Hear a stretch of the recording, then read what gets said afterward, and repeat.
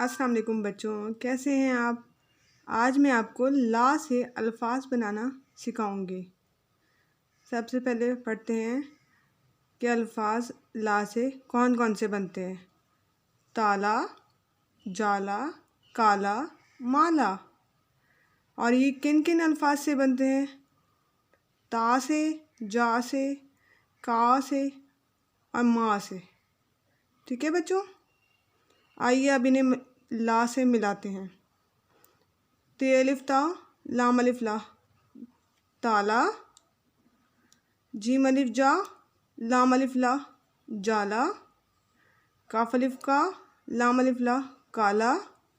Meme अलिफ मा, लाम अलिफ ला, माला। बच्चों आइए एक दफ़ा फिर दोहरा लेते हैं। ते अलिफ ता, लाम अलिफ ला, ताला। जीम अलिफ जा, लाम अलिफ ला, जाला। काफ अलिफ का, लाम अलिफ ला, काला। मीम अलिफ मा, लाम अलिफ ला, माला।